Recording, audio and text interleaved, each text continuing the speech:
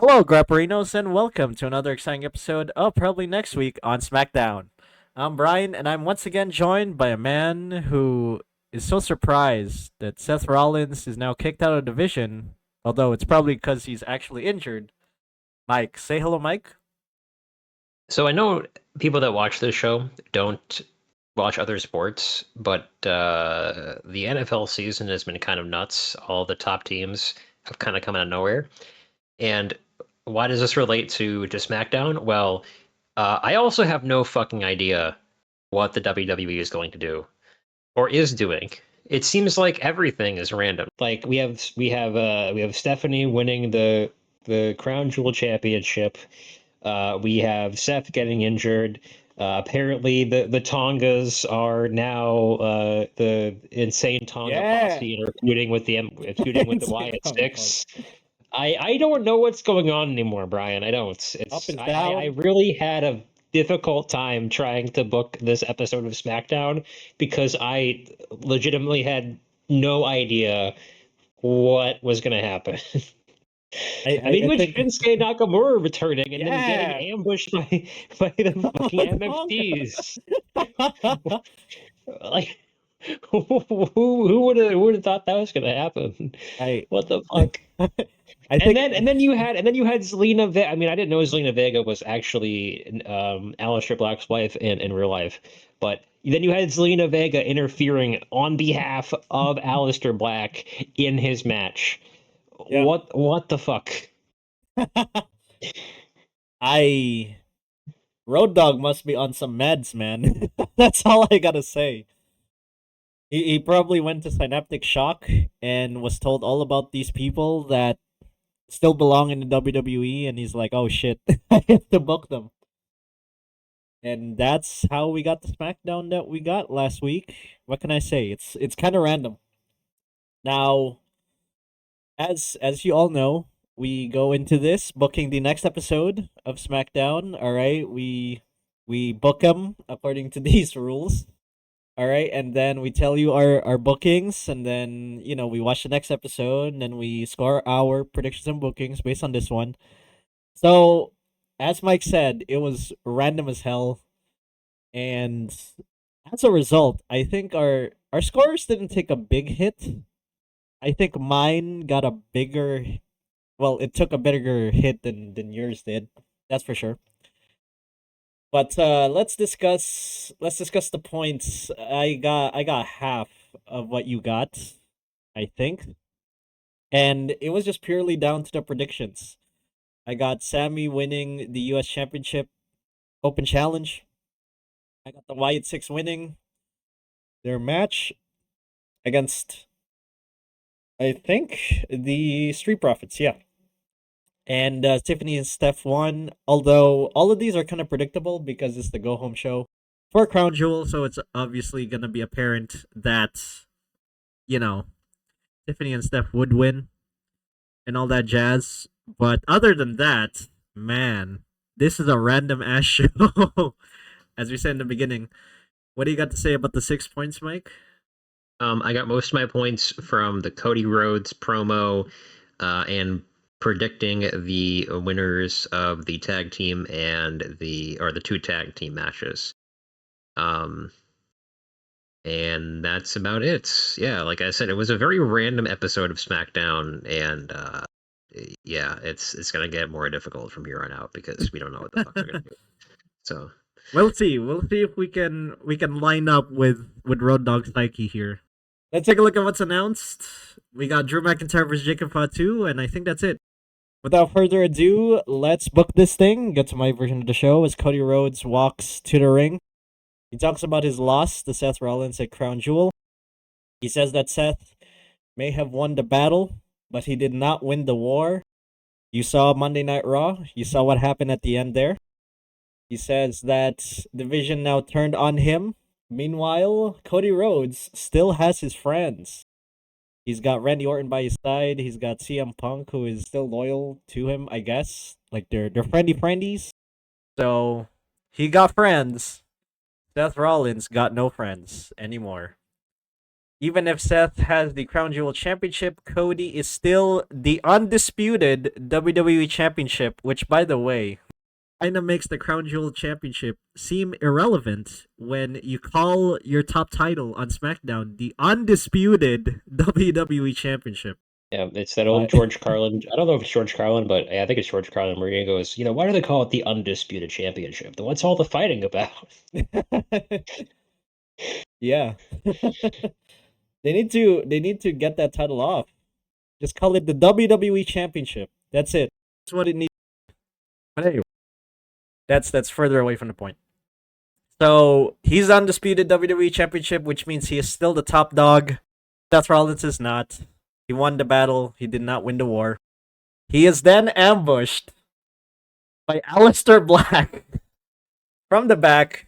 He does his little sit down, and Zelina Vega just just comes up, and yeah, he just comforts him, and then Randy Orton starts to come out to the ring, and Aleister Black and Zelina Vega just go away, and Randy Orton says if he's okay or whatever as they leave, and main event match is made. It will be Cody Rhodes versus Aleister Black in the main event. It's random, because last week was random. Why not? We'll move on from that to Charlotte Flair and Alexa Bliss as they take on Sol Ruca and Zaria for the Women's Tag Team Championships. They've kind of led to this in a lot of ways over the past couple of weeks, so I guess they might as well do it here. I'm going to have Charlotte Flair and Alexa Bliss win by pinfall. As to who is next, I have no idea. Kabuki Warriors are kind of tied up with Io and Rhea. Could be Judgment Day, I guess, but I think they may be going in a different direction.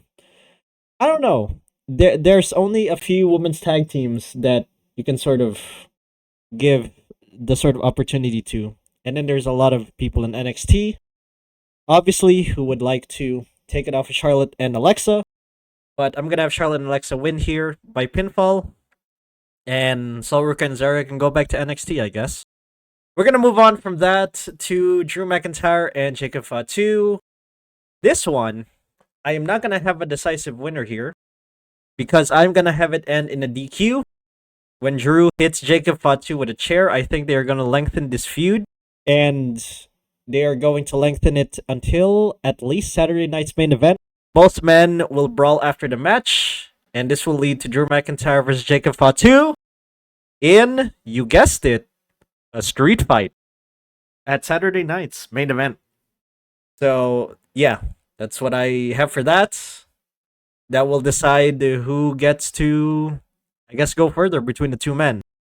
Moving on to Tiffany Stratton having a promo. She walks to the ring, talks about her loss to Stephanie Vaquera Crown Jewel.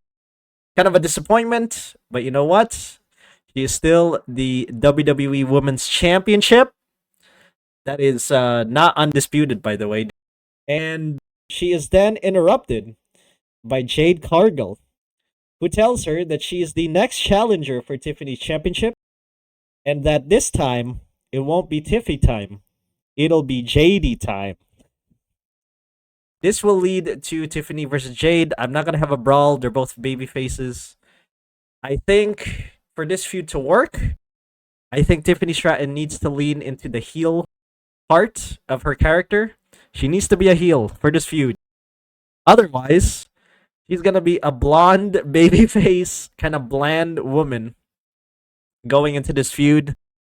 And I guess they can do that to help build up Jade as a sort of credible threat, I guess, but I'd rather have Tiffany be the heel than Jade as a heel. So that's what they'll do, I think. And Tiffany versus Jade, I'm going to have it either at the Go Home show for Saturday night's main event or at the event itself. And that's what I have about that. Moving on. Sami Zayn versus Carmelo Hayes for the U.S. Championship. This is another open challenge. However, it does not last long. It ends in a DQ. Because Solo and the MFTs gotta beat up both of them like they did last week. And speak about their faction.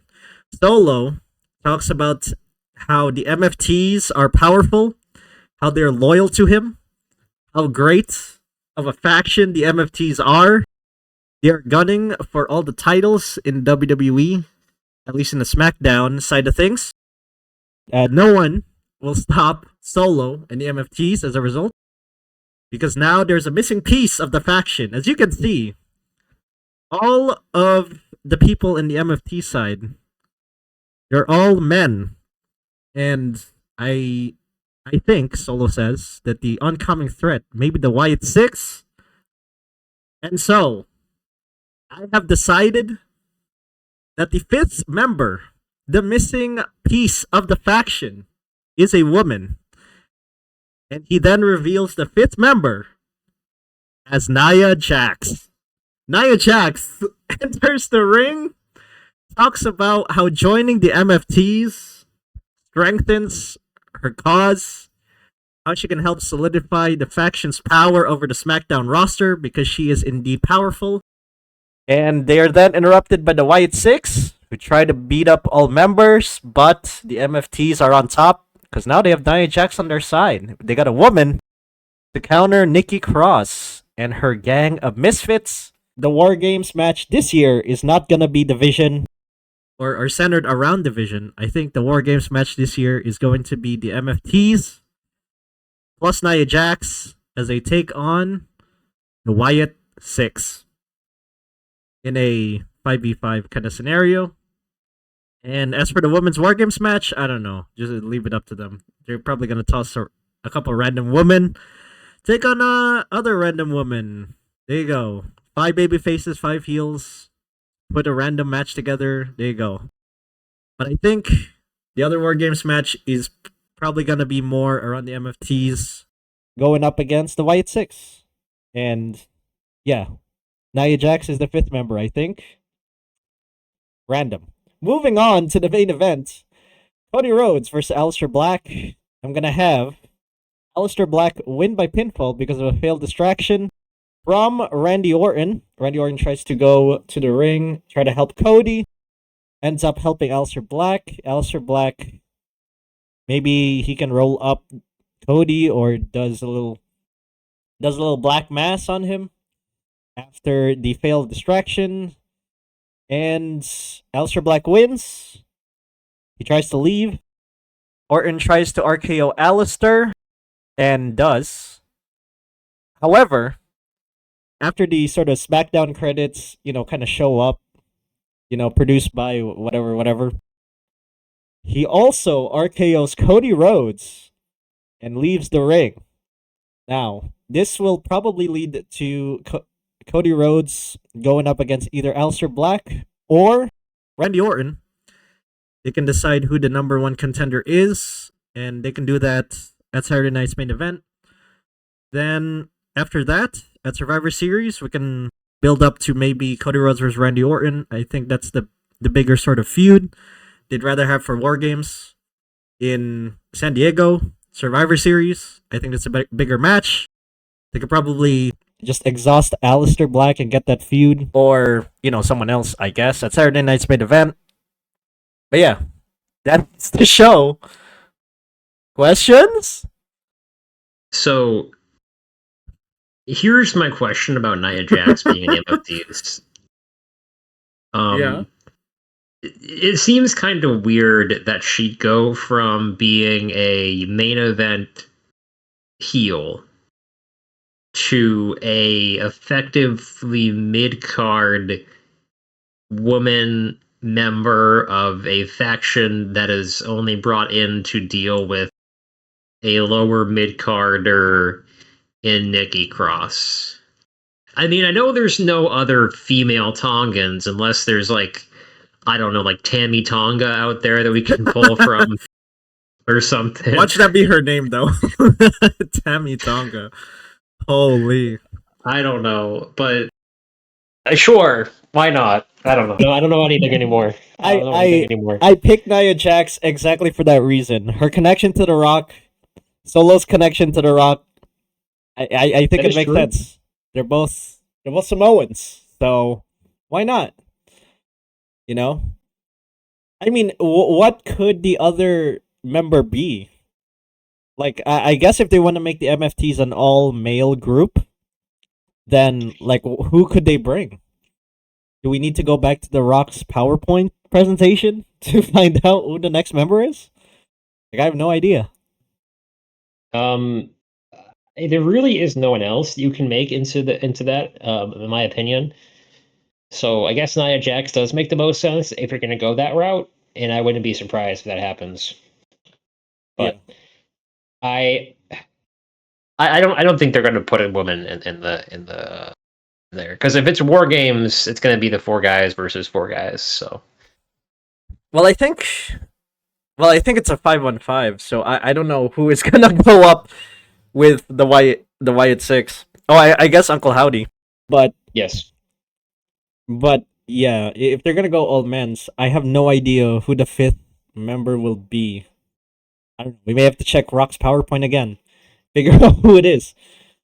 But I don't know. They might bring a woman to counteract the woman. I guess. I guess that's my guess. Any other questions? no, I am ready to get to my card. I also have a very random card too, but we'll see. All right, let's take a look at your card. Starting off with. We have a Cody Rhodes promo. Cody comes out, talks about losing the fight. Then Randy comes out to interrupt him. Randy is featured on this show. Randy says, Cody, I understand you're upset. You were screwed over on Saturday, but you got to get back out there and keep being the face of the company. Drew comes out, professional shit poster, Drew McIntyre, and says that no, he was the one who was screwed over at WrestlePalooza thanks to the ref that Cody paid off. There's a confrontation, and Jacob Fatu, comes out with Nick Aldis. He's the Zoomer. And Nick Aldis makes the fight between Drew McIntyre and Jacob Fatu a number one contendership match for Cody's title. I could believe that. I think there was a backstage promo between Jacob and Cody. Yes. Yeah. There was, I think that's where and then Jacob went to go talk to Nick Aldis. So I think this might be where that goes, and they might be pushing Jacob as Cody's next opponent, possibly. All right. But you don't think Jacob is going to take the title off of Cody? No. But yeah, he might be pushed into the main event. So. Okay. Well, there you go. Jacob Fatu getting pushed into the main event scene. How great. I guess I just remembered I need to ask you this question. Yeah. With the War Games, I guess now shifting to Wyatt Sicks versus, at least in your prediction, Wyatt Sicks versus the MFTs. What happens to Brock Lesnar? I guess he's gone. Like I think there was that one match against John Cena, and then that's it. He gone bye. He's out. He's out. Okay. I guess. All right. Yeah. He was back for just one match. Thank you, Cena. Thank you. All right. Well, yeah. So that is the next match, yeah. Yes, next match is a number one contendership match, and I think Jacob Fatu wins this thanks to interference from Randy Orton on Drew McIntyre. And I think they continue this Randy Orton-Drew McIntyre feud into War Games. If they decide to do some sort of, main event roster War Games match, that'll feed into that. I think they want to run back the Drew McIntyre-Randy Orton feud from SummerSlam. Kind of. So I think that is where they'll go. And that also gives Jacob Fatu something to do as well. He gets to go after Cody Rhodes. He won't win, but I think this is how they push Jacob Fatu back up to the top of the card. Okay. Do you think Drew McIntyre wins the feud with Randy Orton, or...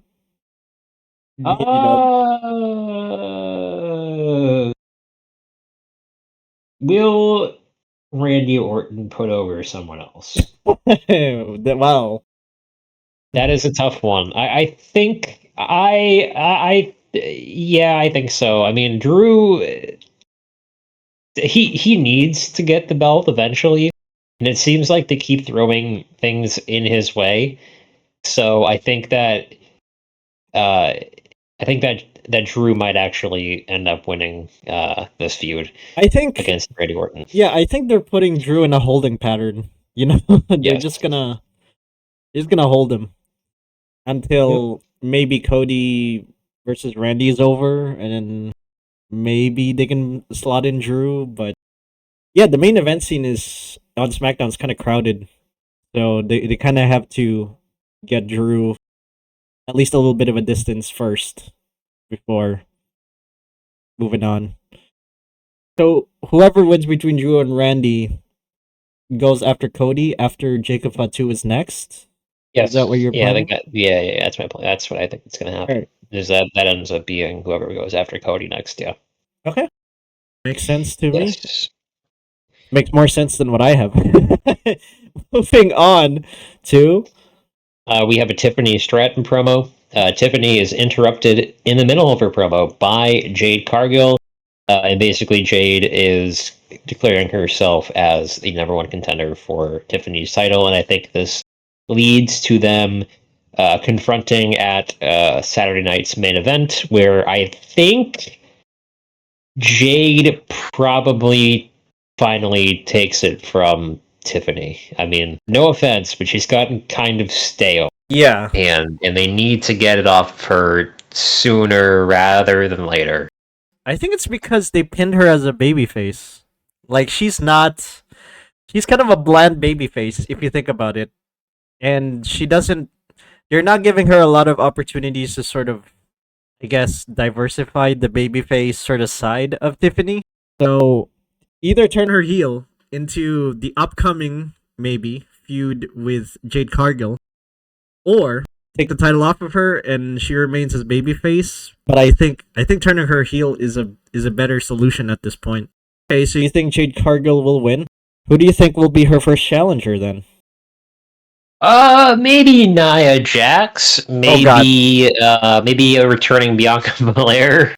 Okay. Um, that would actually make more sense. Returning Bianca Belair maybe would be being our first opponent, but could also be Nia Jax. Yeah. Well, I hope this time that Nia doesn't split her head open or something. I hope she doesn't ruin the finish again of the match. Yeah. That could be a reasoning for them to move her down the card and stick her with the MFTs because she botched the finish. But hey ho. It's a decent reward, I guess. Anyway, moving on. We have a Sami Zayn U.S. Open Challenge. This is answered by Tama Tonga. Why is it answered by Tama Tonga? I think this is how the Bloodline, or sorry, God damn it, this is how the MFT insert themselves into this episode of SmackDown. I think that Sami Zayn wins via disqualification. The MFTs try to interfere on behalf of Sami, but the referee catches it. Finally, this time, disqualifies Tama Tonga. They beat up Sami after the bell, and Sami then kind of limps away after the fight. Now, why are you going to put Sami down like this? Well, if you want to build up the MFTs as a new scary faction, if you want to make the insane Tonga posse seem a credible threat, you need them to be lethal, and this being and this being the way to do it, I think makes sense. This then bleeds into a promo which will come next. Yeah. Which is Solo Sikoa coming out and talking about the new MFT. And they are confronted by the Wyatt Sicks. Why we're doing this, I don't know. I don't know why we're doing this, but sure. A brawl ensues between the Wyatt Sicks and the MFT. The MFT eventually scatter because Solo is scared of Nikki Cross, as would most men. And that is how this feud continues, I guess. This is the Bloodline 2000, The and Bloodline 3 .0. The Bloodline 2000. Yeah, this basically is the Bloodline 2000. Yeah. We got Jeff Jarrett as the leader, and yeah, we got Get that what is slap nuts. Slap. Who was on the NW 2000? Was it the brothers, right? It was Hogan. No, that was the B team. NWO 2000, I think, was Hogan. It was Hogan, Jarrett, Nash, and Steiner, I think. Oh yeah. Yes. Steiner. Big Papa Pump. He's gonna put you in a Steiner recliner. Okay, so do you agree with me that this is going to be the Wargames match, or do you still think the Vision is going to be the play for the Wargames match? I think the Vision is going to be the play because I really don't think they're going to put the fucking Wyatt Sicks and the MFTs as the headlining Wargames match. Okay. I mean, yeah. No offense, that's like such two mid-card factions going after each other. For like the big War Games match, I don't know. Like, just because Seth Rollins is injured doesn't mean you're going to throw out half the main event roster because Seth Rollins isn't there. I think you can still. I think what they do is they pivot and they make this into sort of, oh, it's Paul Heyman getting up to his old tricks again, where Paul Heyman turned on Seth because he saw that Seth, almost couldn't beat Cody again. So now he sees that Seth is washed. And he wants to, go with the guys who are actually going to win stuff. I mean, Bronson Reed just beat the shit out of Roman Reigns, right? So yeah, he wants to go with the guys that are going to win, and Seth barely won against Cody. And I think that's how we spin it. And then because Paul also has a relationship with Brock Lesnar, I think he gets brought back in. Yeah. And that forms 3 for the War Games. And I think maybe they also bring in Austin Theory, and then you can get one other guy, maybe like a Drew McIntyre, to come over to that side for heel reasons. So I think they still go with it. I don't think they're going to go with the MFTs and Wyatt Sicks. Okay, that's actually a decent Vision group. I think Austin Theory does need the rub, especially right now, and Brock Lesnar. That makes sense for him to come back now. Yeah. I mean, who do you think will be on the other side then? I guess he'll be Punk. And Punk most likely, which by the way, LA Knight continues to be married. I mean, he's now become a premium jobber. Yep. Man. You people asked for it, and then Triple H is like, we're gonna get close, and no, not there. Sorry. It's like that old Discover promo with the guy with the dollar. He's like, oh, almost got it. Almost got it. And just Triple H holding the dollar over LA Knight like a belt. He's like, you almost got it. Next time. Maybe next year. Maybe next year. Maybe. I think it's like CM Punk, Cody Rhodes, Jey Uso, maybe, probably not. He's going to turn heel. Maybe Randy Orton, maybe LA Knight, and possibly Sami Zayn. So, yeah. Okay. Here you go. Yes. Well, yeah. I mean, either way, I think WWE needs a solid plan for the War Games match. Otherwise, it'll seem like a random ass thrown together group thrown in against another randomly thrown in group for this War Games match. So they need to make it special. Also, I think they're doing this so that I think the Bloodline has headlined every War Games match, so they're trying to mix it up, and I appreciate that. But I think, for me, I think it's leaning more towards now that this Vision angle has basically begun. I think it's leaning more towards the MFTs, but we'll see. We'll see if they still go with the whole Vision thing. So now we got the main event, which is Charlotte Flair and Alexa Bliss versus Sol Ruca and Zarya for the WWE Women's Tag Team Championships. Like you said, this has been mentioned in backstage segments for a couple of weeks now.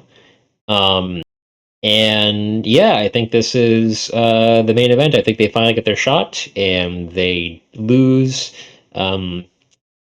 despite interference from the Judgment Day woman, Raquel Rodriguez and Roxanne Perez. Interference on what? On Charlotte and Alexa.